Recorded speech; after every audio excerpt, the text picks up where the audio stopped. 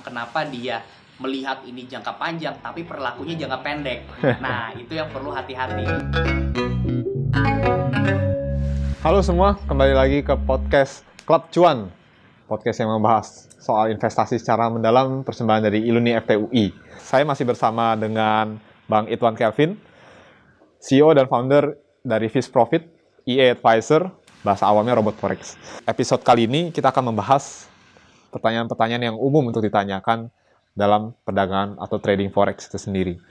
Waktu itu kita sempat ngobrol ya Bang, di beberapa kesempatan yang lalu itu, tentang trading Forex ini. Waktu itu Bang Kelvin bilang ini syariah gitu. Nah, bagaimana Bang kira-kira? Apakah Forex ini syariah gitu? Coba bisa dijelaskan Bang. Mungkin mau meluruskan sedikit nih Okay. Meluruskan. Jadi kalau dibilang Forex itu syariah, ya tergantung lagi dari persepsi tiap orang.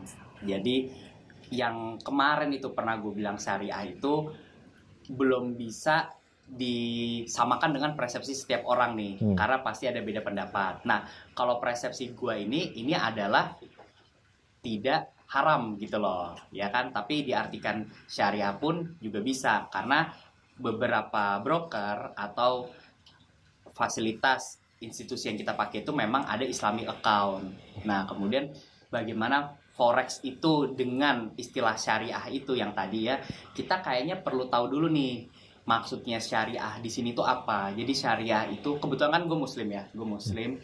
Jadi kalau syariah di sini, itu artinya transaksi yang terjadi di Forex ini adalah transaksi yang sesuai dengan norma-norma Islami. Nah, norma-norma Islami itu seperti apa gitu kan. Jadi ada yang bilang dia riba gitu kan. Riba, di mana riba ini sebenarnya kita perlu tahu dulu. Riba itu misalnya kita minjemin uang ke seseorang, kita minjemin 1.000, lalu kita balikin lagi nih, orang tuh balikin menjadi 1.500. Nah, nominal itu kan berubah ya, padahal uangnya sama, 1.000 rupiah balik lagi 1.500, itu riba. Nah, itu nggak boleh, itu jelas-jelas nggak boleh. Nah, kemudian kalau di transaksi Forex ini tuh bukan seperti itu. Kenapa? Karena kita menggunakan mata uang yang berbeda. Ada juga orang berpikir begini, oke, kita misalnya beli, biar gampang, rupiah dan dolar ya, rupiah dan dolar. Beli rupiah dan dolar itu misalnya 1 dolar 14.000 ya kan. Nanti tiba-tiba berubah, harganya jadi 20.000. Apakah itu riba? Kan enggak kan. Itu semua tergantung dari kondisi market. Kondisi market yang bagaimana, semua itu kembali lagi kepada supply dan demand. Dan kondisi makroekonomi ya tentunya ya, makroekonomi. Jadi dari negara-negara itu ada negara berkembang, negara maju. Nah, itu akan menyebabkan perubahan-perubahan dari nilai mata uang. Di mana nilai mata uang yang ada itu nggak mungkin akan fix, pasti akan ada perubahan. Misalnya IDR terhadap USD, ya kan? Kemudian euro terhadap USD, itu tuh pasti ada perubahan. Nah, itulah yang nggak bisa kita samaratakan bahwa kalau kita di Forex, kita 1.000 dolar, nanti kita tarik jadi 2.000 dolar ya. Itu kan karena ada transaksi. Kita misalnya beli sekarang 14.000, nanti kita jual 14.000, kan ada margin 1.000. Apakah itu riba? Kan enggak. Tapi orang yang mungkin pemikirannya dia kurang luas, dia akan menganggapkan bahwa ini riba. Tapi apa bedanya dengan dia transaksi di falas atau money changer atau transaksi yang dia beli sendiri gitu loh. Nah, jadi posisi syariahnya itu kembali lagi ke orangnya, dan memang tiap orang kan bebas punya hak ya, punya pendapatnya masing-masing. Jadi kalau gue pribadi menganggap ini memang syariah karena dia memang punya Islamic account, dan syariahnya juga karena memang dalam transaksi Forex itu tuh ada swap. Nah, untuk teoritisnya gue memang kurang paham, tapi dari swap ini kalau kita misalnya transaksi dengan mata uang, kita transaksi dalam euro USD lagi nih contoh, atau pair yang lain ya. Jadi pair yang lain tuh akan memberikan swap berupa profit ke kita. Nah, kalau kita pilih Islamic account, swap itu nggak ada. Swap itu tuh seperti biaya inap. Jadi ada biaya inap swap itu yang plus, ada yang minus. Jadi ada misalnya kita profit nih sekarang 1.000 ya kan, nanti ada swapnya 1 dolar berarti 999, nginep lagi berarti jadi 998 kayak gitu. Itu beda dengan komisi, karena komisi broker ada sendiri, dan ada spread itu juga beda lagi. Dari kondisi-kondisi yang tadi kita bisa ambil Islamic account di mana biaya-biaya itu tuh dihapus swapnya. Tapi kalau komisi memang balik lagi. Ada memang kalau komisi kan berbeda nih kesepakatan. Kita pakai platform di suatu broker tertentu, kemudian broker itu minta komisi. Kayak kita misalnya beli rumah ada komisi, nah itu kan masih wajar. Jadi kenapa dikatakan syariah juga, aliran dananya itu jelas. Aliran dana dari transaksi yang kita punya. Kita beli apa, kita dapat apa. Kalau misalnya ada yang beranggapan ini tidak syariah, ya dari persepsinya mereka. Tapi kalau dari persepsi gue sendiri ya gue melakukan ya tetap sesuai dengan norma yang gue lakukan dengan Islamic account dan free swap, dan apapun yang gue lakukan itu tuh tetap sesuai dengan koridor dari yang gue percaya gitu. Ya, jadi kembali lagi ke sebenarnya bagaimana cara pandang kita terhadap forex ini sendiri ya. Oke, tadi Bang Kevin sempat menyebutkan ada swap. Swap itu biaya inap. Ada pertanyaan juga nih dari teman-teman yang sempat nanya juga. Sebenarnya trading forex ini bisa nggak sih untuk dijadikan trade up sih, investasi jangka panjang? Kalau misalkan tadi dengar swap sih, kayaknya menurut saya sih kayaknya nggak bisa ya kalau soalnya ada swap. Tapi nggak tahu menurut Bang Kevin gimana. Jadi kalau swap itu ini kalau pemahaman gue ya, karena kan gue lebih kepada praktisi ya swap. Jadi kayaknya sih swap dengan biaya inap itu ada perbedaan. Tapi kalau kita melihat aplikasi ya, jadi aplikasi di trading forex ini kan dia pakai MetaTrader. MetaTrader itu ada tulisan di sana swap ada komisi.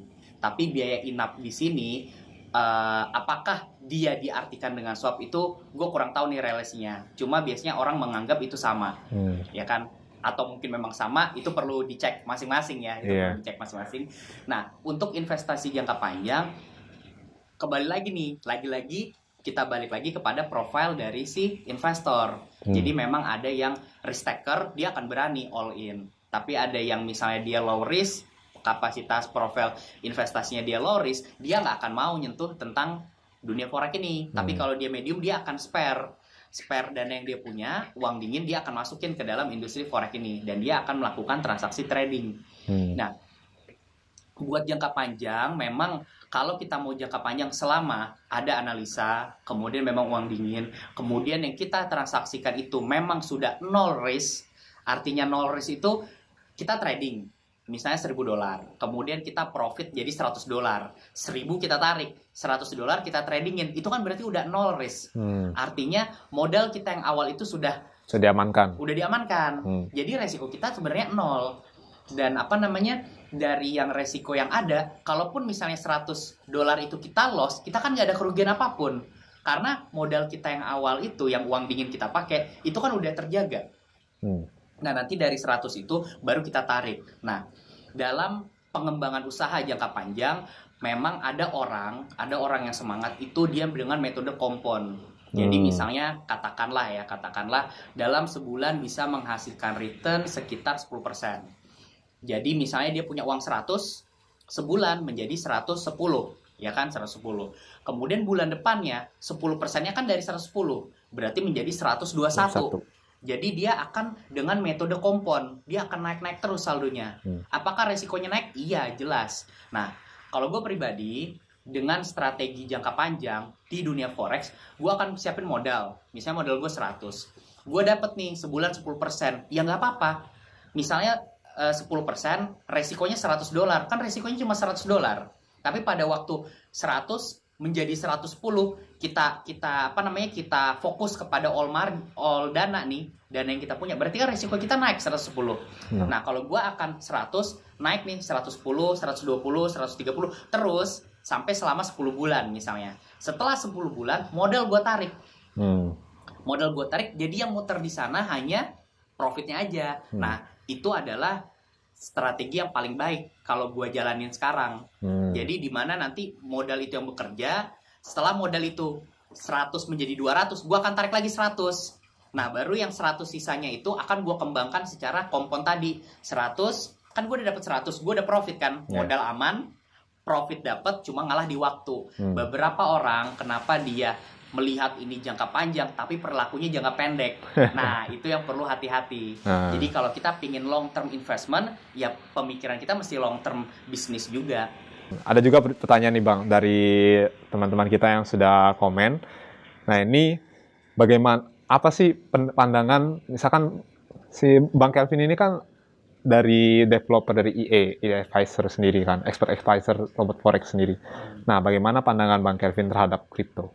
Apakah ada tujuan suatu hari nanti akan main ke kripto atau kayak gimana? Jadi terkait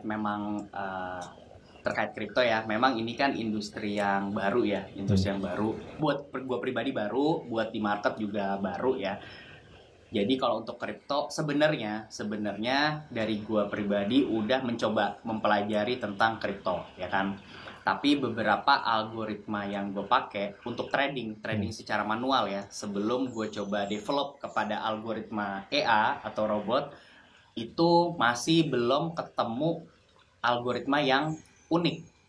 Kenapa unik? Karena tiap pair atau yang kita tradingkan itu kan punya karakternya. Nah, buat kripto ini nih gue belum ketemu. Kenapa belum ketemu? Karena dia itu memiliki volatilitas yang tinggi. Memang gue cari volatilitas yang tinggi, tapi mereka itu belum ada titik di mana bahwa dia sudah confirm rendah atau dia confirm tinggi. Jadi ada kalanya misalnya dia naik, toto terus naik. Ada kalanya dia turun, terus langsung turun. Trennya belum ketebak gitu ya? Trennya, kalau buat gue ya, beberapa orang kan teman-teman gue yang memang fokus ke kripto kan memang udah memahami pola itu, ya kan. Nah, sementara karena gue pribadi fokusnya di forex, khususnya komoditas ya untuk gold, jadi yang kripto ini memang baru. Dan gue memang belum ada fokus ke sana karena mau kembangin dengan EA atau robot yang gue punya sekarang yang fokusnya di gold. Tapi pernah gue coba bahwa logik yang gue punya tuh jalan. Nah, cuma kan balik lagi nih, itu kan bagaimana kita mendapatkan profit, ya kan? Nah, returnnya itu kan udah kepegang nih, tinggal risknya. Nah, risknya ini yang gue belum ketemu. Jadi pada waktu kita transaksi, resiko itu biasanya ada di drawdown atau disebutnya floating. Misalnya kita beli emas gitu kan, emas satu lot $1.000. Harga emas itu turun menjadi 700, itu kan floating. $300 atau 30%. Floating loss ya. Floating loss itu kita sebut drawdown. Begitu juga kalau profit. Misalnya kita beli 1.000, tahu-tahu harganya tuh naik jadi 2.000. Berarti kan itu sudah ada kenaikan 200%. Kita floating profit kan. Selama harga itu belum kita jual, artinya kita belum profit, hanya floating. Nah, sementara untuk si kripto ini, drawdownnya itu tuh belum ketemu sampai di titik mana dia maksimum. Kenapa? Untuk logik oke. Kita ketemu polanya, kita dapat returnnya. Nah, tapi untuk money manajemennya bagaimana? Nah, money manajemennya ini yang masih diolah. Untuk algoritma, mungkin untuk entry oke masih bisa. Tapi pertanyaannya kalau salah gimana? Kita ada strategi untuk martingale atau hedging atau di averaging, itu ada banyak strateginya. Tapi untuk jangka panjang kayaknya tuh butuh waktu riset lagi. Karena buat yang industri forex terutama gold, memang kita riset kan dari 2019, fokus ke robot tuh setahun 2021, dan kita yakin memang ini insya Allah matang untuk digunakan secara umum gitu loh. Nah, sementara untuk kripto, kalau untuk jangka panjangnya kayaknya kalau misalnya ada yang fokus pun ke sana, lebih baik dijawab dengan periode waktu. Jadi kalau dia baru sekali 2 kali, sebulan 2 bulan, ya kalau memang dia reliabilitasnya memang sudah confirm, ya kita bisa lanjut. Tapi kalau misalnya belum, ya perlu ada pengembangan yang periode waktu tertentu gitu. Ya balik lagi kayak pembicaraan kita di episode yang lalu ya. Kita kalau karakter setiap pair itu beda-beda, gitu kan. Dan tergantung kita mau mainnya di pair yang mana. Oke. Tapi menurut Bang Kelvin, kira-kira apakah suatu hari kayak kripto ini kan dilihat oleh beberapa orang sebagai pengganti mata uang. Gitu. Apakah apakah kedepannya kripto ini akan menggantikan forex? Jadi kalau kita bicara mata uang ya, kebetulan kan background gue bukan dari ekonom. jadi kalau ditanya tentang kedepannya gimana, ini dari pandangan pribadi. Setahu gue ya, sepaham gue kan, yang namanya mata uang itu kan dia harus disepakati ya. Dia harus disepakati oleh kapasitas orang tertentu gitu kan, orang banyak. Orang banyak tuh sepakat, akhirnya jadilah mata uang atau alat tukar yang disetujui. Jadi kayak kita punya rupiah, Amerika ada US, Jepang ada yen, ada pound sterling, ada Singapura, macam-macam kan. Nah, kalau memang dari sisi kripto ini telah mencapai limit tertentu yang sesuai dengan makroekonomi yang ada, nggak menutup kemungkinan dia bisa jadi mata uang. Tapi kalau untuk sekarang dengan kondisi market yang ada, kalau gue pribadi lihat kayaknya sih belum ada ke arah situ ya, belum ada dalam waktu dekat. Tapi kalau untuk jangka panjang ada kemungkinan kalau memang telah disepakati dan disetujui. Oke. Kalau itu pertanyaan saya sudah habis, Bang. Dari hasil survei kita, pertanyaan kita sudah habis untuk saat ini. Kalau misalkan masih ada yang ingin ditanyakan, silahkan mungkin bisa di-follow, bisa tanya langsung ke kita di Instagram @iluni_FTUI, dan atau misalkan bisa langsung ke Bang Ituan Kelvin di Instagramnya id_Kelvin atau Fish Profit ya, atau @fishprofit langsung kalau misalkan pengen tanya-tanya soal robot forex. Ya, oke. Terima kasih Bang Kelvin atas kesempatan. Kita udah bincang-bincang seru banget nih di 3 kan. Oke. Oke, Bang Kelvin, sekian pertanyaan dari rekan-rekan yang menitipkan pertanyaan ke saya. Seru banget nih pembicaraan kita di beberapa episode belakangan ini. Ya, kalau misalkan masih ada yang ingin ditanyakan, masih ingin tahu informasi lebih dalam tentang forex, bisa langsung tanya ke Bang Kelvin di id_Kelvin Instagramnya, ataupun bisa langsung ke Fish Profit ya, Bang? Iya. Ke @fishprofit. Jangan lupa juga follow kita untuk podcast-podcast investasi berikutnya dari Klub Cuan. Bisa stay tune, follow Instagram dari Iluni FTUI. Sekian saya rasa untuk episode tentang forex hari ini. Ya, semoga bermanfaat. Sampai jumpa.